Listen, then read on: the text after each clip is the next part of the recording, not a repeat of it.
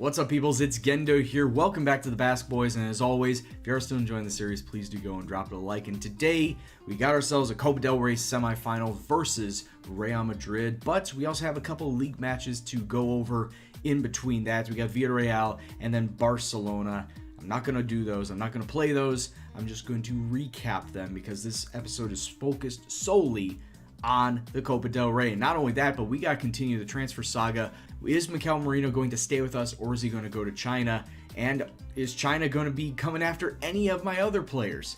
So let's just get right into that. We don't have our match versus Real Madrid until next week, which is right when the transfer window ends too. So let's just get on with it. And I mean, China, Guangzhou right now especially, is really just pissing me off because, well, they're pissing me off, and I'm sure they're pissing a lot of other people off because they're coming after my players. They're going after like Iñaki Williams. They're going after other big name players to try and bring them over to China, court them to China to just play for them.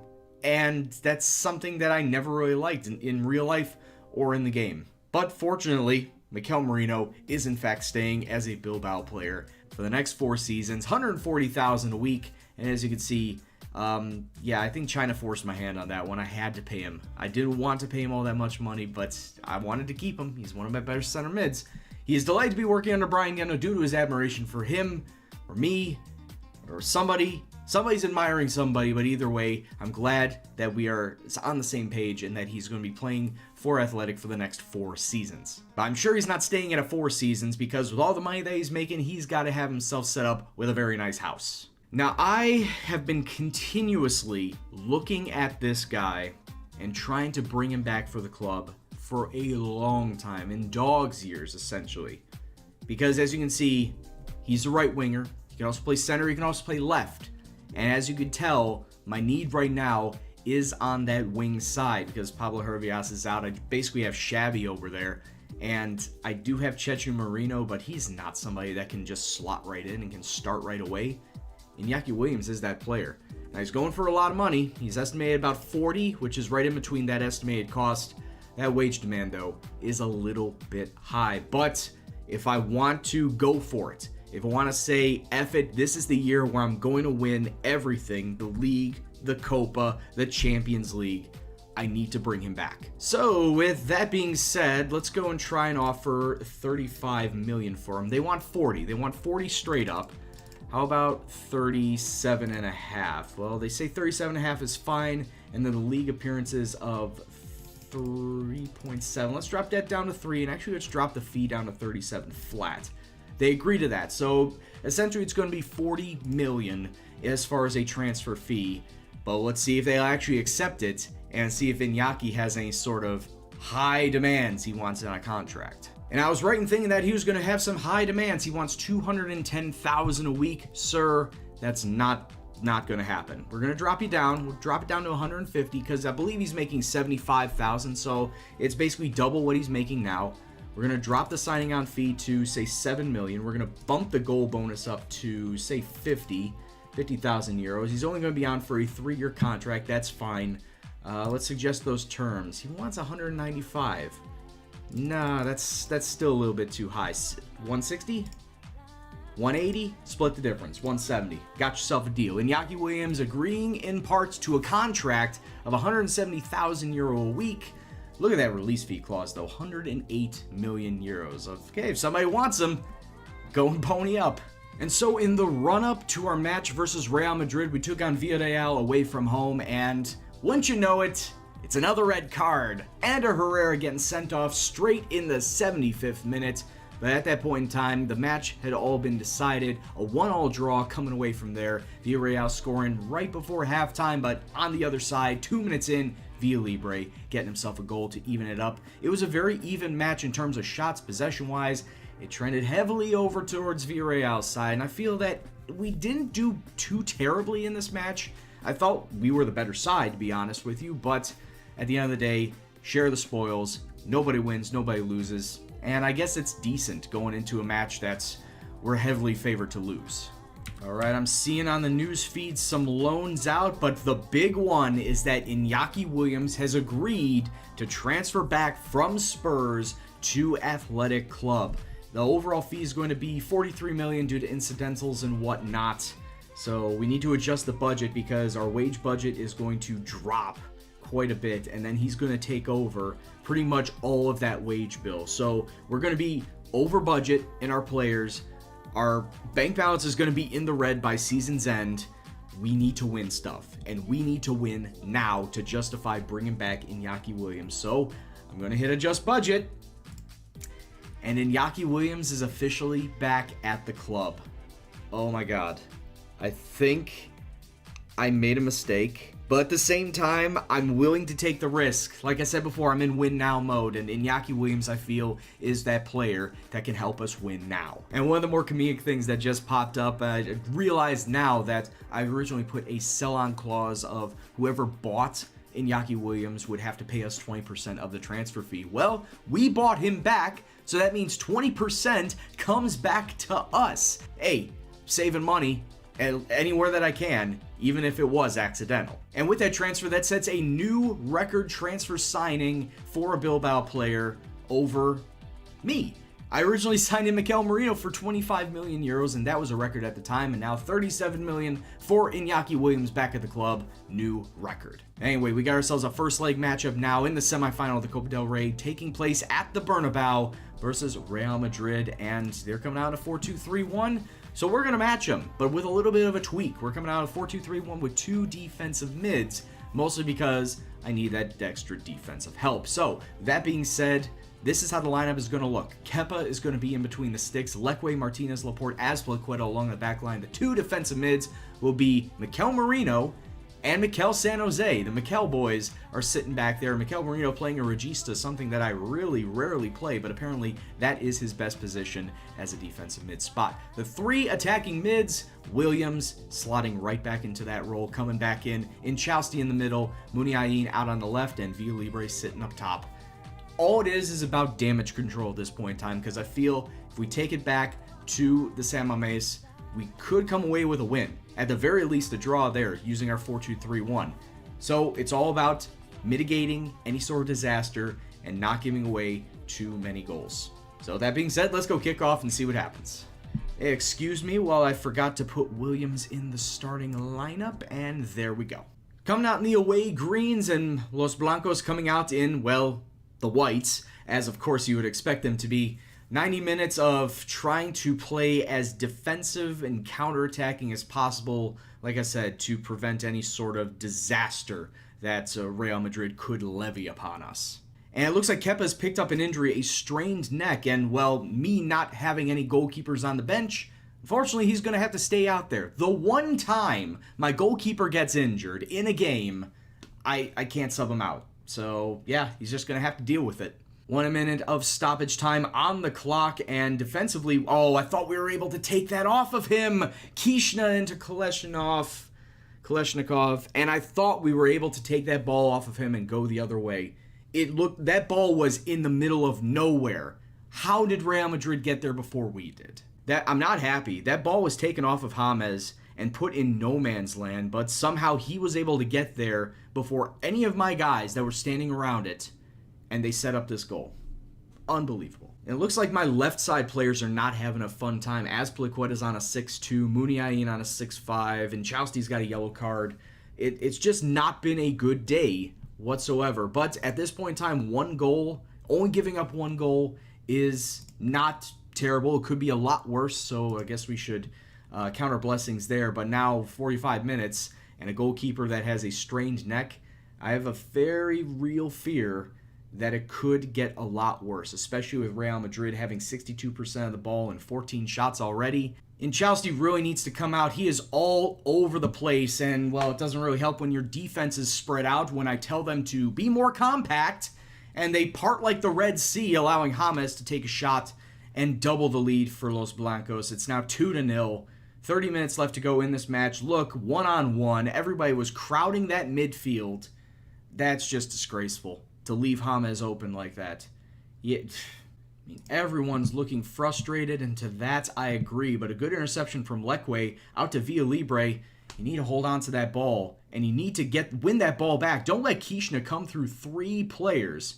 That is just insane. Williams needs to hold on to that ball as well. I'm not paying you that much to lose the ball that easily it's still Kishna. Kishna's just taking it up the wing like there's nobody in front of him. Williams finally gets around a defender, gets around two, takes a shot. Don't know why he took the shot. Maybe he was trying to cross it into Villa Libre. I don't know. Overall, it was bad. Oh my God. I make all three of my subs and Eder Vasquez then goes off injured. Typical, right? Typical. So I can't do anything for the last 9 minutes. Drop out of attacking, go back down to counter, and I know they're going to exploit that side. It's always my damn luck when it comes to these. I can't finish matches with all 11 men on the pitch, whether it's injuries, whether it's red cards. And now with the way that Real Madrid are going to play, when it's 11 on 10, they're easily going to score a goal here. Through to Kolesnikov, takes a shot. It just ripples the back of the net. It's 3-0 to Real Madrid. I mean, it's just that easy. They're making it so damn easy.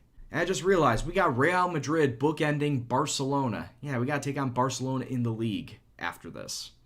Not a good day at the office. Not a good return for Iñaki Williams as we get absolutely battered by Real Madrid 3-0. Yeah, not happy.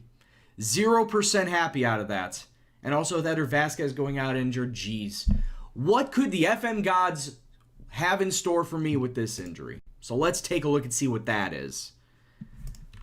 How bad is it? Sprained ankle, 4 to 5 weeks. He's going to be out for the Champions League matches versus Spurs. Great.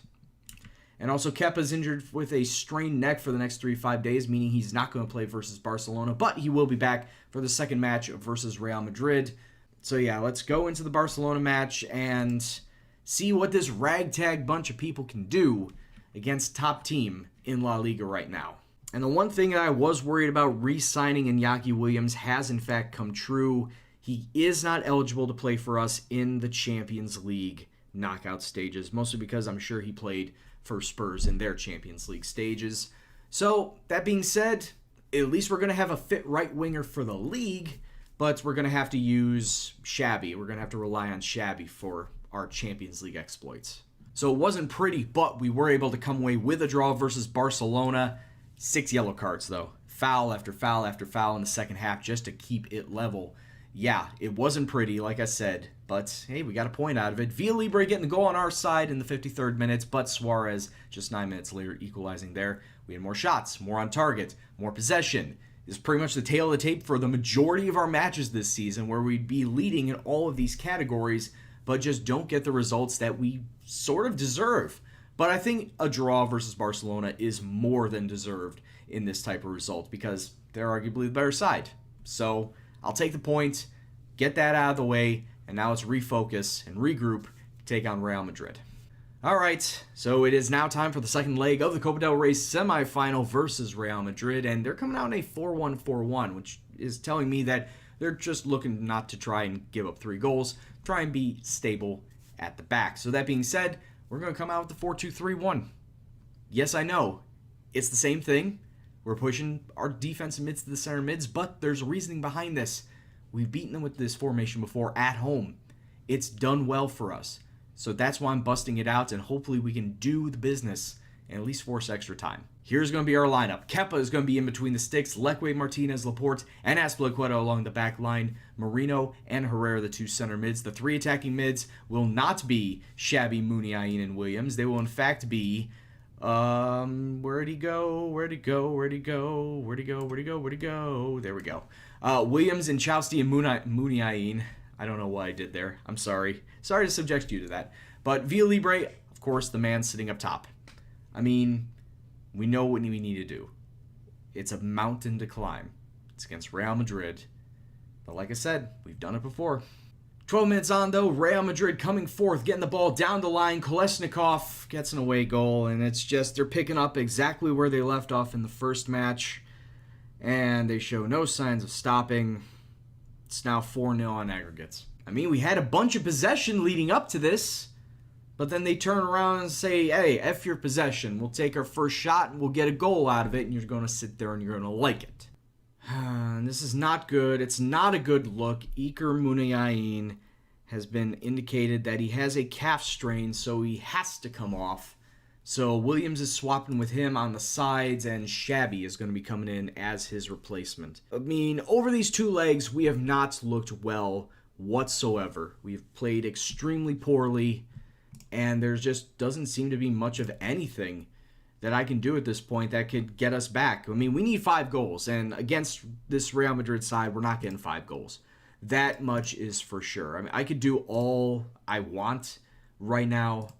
I mean, I could tell these guys to keep pushing all the way up and get those goals, but at this point in time, we've lost. I'm conceding right now. We have lost this tie. There's no way we can come back. Just a few seconds later, though, Shabby getting around a man, taking it to the byline, finds Iñaki Williams, who finds Villa Libre, drags it back, and it's 1-1 on the day, 4-1 on aggregate. Hey, if we're not going to win, we might as well feed Villa Libre and pad his stats at this point in time. I know it's very, very unlucky and probably uncouth of me to pad Villa Libre's stats, but he doesn't need me to do that. He could do it on his own. Come on, guys. 4 more goals. 4 more goals. That's all we need. Nice long ball up over the top to Williams to Villa Libre. What a great cross. What a great pass and a great goal. Williams to Villa Libre for his second on the day. Oh, man. I hope that this is a combination that can continue on for a long, long time. Williams, this is why I brought you in, man. This is what I want to see you do from the off. And I'm glad that it's finally happened now. 2-1 on the day. 3 more goals, guys. 3 more goals. Actually, just a couple minutes later now, Azpilicueta to Williams. Back out to Azpilicueta. Villa Libre in the box. No foul, but Shabby with the ball to Inchausti to Villa Libre. It's Villa Libre's hat trick. Okay. Stop the presses, boys. Something might be happening here. We still have 26 minutes left to go, but we've scored 3 goals in 10 minutes. And all 3 of them by Villa Libre. He's got a hat trick, and now we need 2 goals. Okay, let's keep it going, boys. Keep it up. I don't know why my team decided to leave it late and make it interesting for me, but yeah, you probably should have done that in the first leg and not wait till the second. 6 minutes left to go in this match, and Gelson Mertens using his pace just to get around everybody, and there's the nail in the coffin, and Ricardo Keeshan is saying, haha, you're not coming back with any sort of comeback. I know I just repeated myself right there, but you're not coming back with any sort of equalizers. We're just going to put this to bed right now, and there it is, the nail in the coffin. It's 5-3 on aggregates. Hey, it was a good ride while it lasted, but Real Madrid going to come away with this win.